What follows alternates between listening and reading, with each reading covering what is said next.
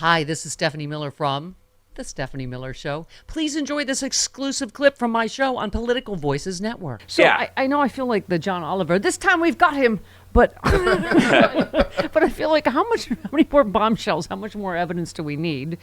This one is the ripped up note could give Jack Smith what he needs to prove Trump's January 6th intent. A furious Donald Trump ripped up a note about top army leaders who said the military could not involve itself in the election. Then he tweeted that that would change the course of history, calling supporters to January 6th. That's when he said, "Be there, it'll be wild." The note written by a Trump staffer affirming the president's intention to fire army leaders should they publish another public statement. That when they came out and said the army cannot be involved in this.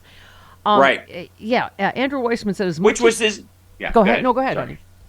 I was saying his National Guard fallback thing was the idea that he would get... And believe me, Bannon floated this. So did, Mark Meadows was on the FaceTime call with Roger Stone and him at the hotel where they're running their little war room ridiculousness. They've been talking about it for weeks. Is the idea that we'll get National Guard troops protecting the place, and the president will invoke the Insurrection Act, and therefore basically militarize the National Guard against the House and Senate when they meet. And that will be what it takes to to make sure that we send it back to the states where the local legislatures will create fake electors, and we'll go from there. So one of the reasons why nobody went for his original phone call about the 10,000 National Guard troops was because what kind of a maniac wants to let this idiot surround the Capitol with like Texas National Guard that had sworn allegiance to Oath Keepers or something like that. Yeah, Andrew Weissman said, as much as you think of it as a military organization with a hierarchy, they're also trained they do not violate the Constitution. And when there's an invalid order, they cannot follow it because the Constitution comes first. So to me, this is right to the heart of Donald Trump brushing up against one guardrail. I've always been fascinated by the fact that you had the Defense Department and Mark Milley with a lot going on behind the scenes pushing back because you can't engage in a coup without military backing. And the fact that Kash Patel was there, a figure with no military expertise whatsoever, and was installed there, to me is always the unwritten story about what was happening. He recalled Justice Department friends telling him that Trump's tenure was malevolence matched by incompetence. After Trump and his allies found the light switches, the next time around he will know better how to recreate the U.S. government in his image and dismantle much of what is in place now. He said this is already a plot the far right wing of the Republican Party has being pushed by the Heritage Foundation, Project 2025. And Hal, I said yesterday, and I want to get your take because you're my beacon of light. Aw. Yeah. I think it was Palmer Report, something about like, don't let them scare you. All this fear mongering. Don't be his publicist. Like, oh my God, he's going to be Hitler if he gets in, and blah blah blah. But at the same time, I want Democrats to stay scared because I feel like the complacency is also a problem of us saying like there's there is a tipping point of smoke 'em if you got 'em that we reach when it becomes news buzz and they don't know what to believe and they check out. And the idea that he's as outlandish as some of his plots seem, like bombing Mexico and sealing the southern border, which by the way would destroy the economy of Texas in a week. And California would be fine. Arizona would hump by thanks to all those new chip factories that Biden's plopped down in the middle there. But Texas is screwed if that happens. They're a mess. So all of these bigger ones, though, that seem like rhetoric from him, they're like, that's just blather. They're so over the top that you're like, he wouldn't really do that. But what he really would do is continue to put judges in that would make sure that women lose their rights, that gay marriage gets reversed, that all the that social programs would be kneecapped in the budget going forward over the next 2 decades. The Mike Lees of the world are whispering below the table. Well, and people, this is what their plan is. That's what he would shoot for, and that's actually scarier to voters because it's plausible and they can digest it. Yeah, people were saying that's part of what the Tommy Tuberville thing is holding up these military things so Trump could actually complete his coup the next time. But it looks like the Democrats are finally going to overcome this. Yeah, there's going to be a workaround for it. Yeah, he's just trying to. I think Tuberville to some degree is recognizing that the waning remnants of the GOP are going to be a one-issue party around abortion and some sort of backwards-looking 50s Americana idea. And Tuberville thinks he can set himself up by being, I held the line. Even at the expense of my own representation, I do not believe our military should fight to kill the unborn and blah, blah. That's going to be his storyline if he ever runs for president. President Tuberville, which sounds like something out of the 1880s, is why he's doing this. Yeah. And could we find someone dumber than Trump? Possibly. Senator Football McDump. They're looking. That's what the Republicans are looking for. Okay, so this... Look how hard it was to find somebody dumber than George W. Bush. Right? And yet he there looks he was like a brain on NBC trust the now. whole time. Boy, the Electoral College has done us a lot of favors, hasn't it? Oh, yeah. Hasn't it? Thank God Montana has 2 senators. A former Capitol Hill reporter for Fox News filed suit against the network for allegedly firing him in retaliation for speaking out against their false coverage of the January 6th insurrection. He claimed the trouble began when he was reporting from inside the Capitol on January 6th and told the Fox News control room to stop describing the rioters as peaceful.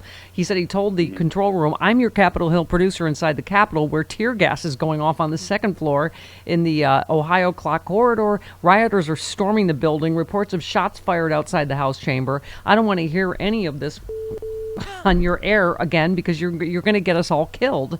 Right. And he further complained about Tucker Carlson's false reporting and the toxic environment it breeds at Fox News.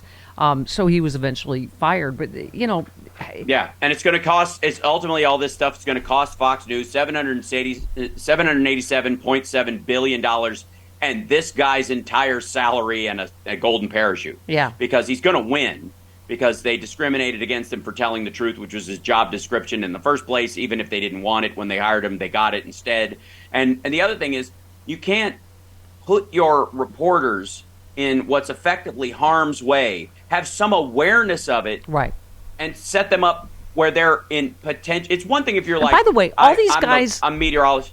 All these guys acting like tough guys. I'll go stand in the wind because I'm the meteorologist, or I want to get my local Emmy by standing in the wind as signposts blow by. Yeah. But when you go to the Capitol, just cover the reading the electoral votes, and then it turns into a riot, and your boss kind of knew and is now egging it on. Yeah. And supporting the guy who's behind it. I was just going to say, it's all these guys, too, that acting like tough guys yesterday, start, shoving people and start challenging people to fights. You can see them all cowering on January 6th. They're all, what's his name? Mullen Mark Wayne, whatever. He's hiding behind something. It's just, there's such, what is how Malcolm always say? Physical cowards from Trump on down.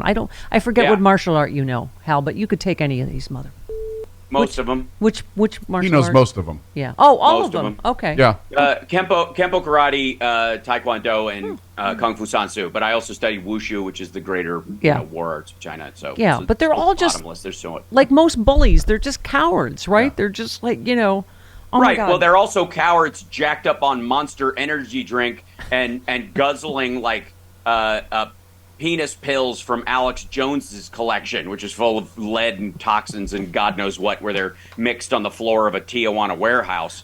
So, and there's probably some trenbolone in there too. We got to hear this again. This is the no. You stand up. You stand up. No, you. No, you stand up. Hang on. Here we go. Sir, this is a time. This is a place. If you want to run your mouth, we can be two consenting adults. We can finish it here. Okay, that's fine. Perfect. You want to do it now? I'd love to do it right now. Well, stand your butt up then. You stand your butt up. Oh, hold on. Big Oh, guy. stop it. Is that your solution? Hold it. No, sit down. Sit down. Okay. You're a United States Senator. Sit down. Active. Oh, okay. Sit down, please. All right. Can I respond? Mr. Hold it. If we can't, no, I have the mic. Ceasefire now. This is Hold what he it. said. You'll have your time. Okay. Can I respond? Oh, no, you can't. Oh dear. love I was that. going to say This is a hearing. Okay. Good God. I was going to say we should send Bernie to the Middle East, except Bernie said there can't be a ceasefire while Hamas is in charge. So that's, to your point about how decrepit Donald Trump is. It's just the fact that this is, yeah, go ahead. Well, you can, I've on my live stream have watched all of his rallies from way back. God bless you. And there was, I had some questions when he was starting to get a little exhausted near the end of the 2020 run, right up to Election Day, where he was doing 3-5 of these rallies. He was trying to run through a bunch of them. And he was starting to get really exhausted. And so he was kind of, when he would screw up, he would blame it on that. We've done 5 of these. I don't know where I am. He'd like kind of make a half joke in the 5th one. recently, he's been making that same joke, saying we're doing 3, 4, 5 of these a day, when he's only doing 1 a week. He didn't come from someplace else. Right. He's only had this thing to do. But his brain is telling him, this is my 3rd rally today. It's bizarre. Yeah. Like, he's having flashbacks from 2020. And you know what? He's going to have an even bigger flashback from 2020 next year when he loses. Yeah. To a guy that isn't going to even have to leave the building to compete Al, against him. do you think he's going to be the candidate? I keep saying, No. first of all, I think he's going to prison. Call me happy clappy. But what do you think? Mm-hmm. What is your prediction at this point? Yeah, I mean, I think you're looking at like house arrest and clamoring, and I've got to step down because of my health, that they're trying to kill me. But the problem is he's the kind of person, friends of Epstein that he is, that he would, like Weinstein or Bill Cosby or somebody like that, where if you get in trouble, like the Golden State Killer, just start acting like you're doddering and losing your mind, and then throw yourself on the mercy of the court so they give you house arrest so you can bug off with all your money and fly out of the country and live like Pol Pot in a bed someplace. But the problem is his ego won't let him. So he can't throw himself on the mercy of the court. He's just got to double down again and again. If you think he's this bad in the civil trial, imagine what he's going to be like in a criminal trial in the sentencing phase. Yeah. Right?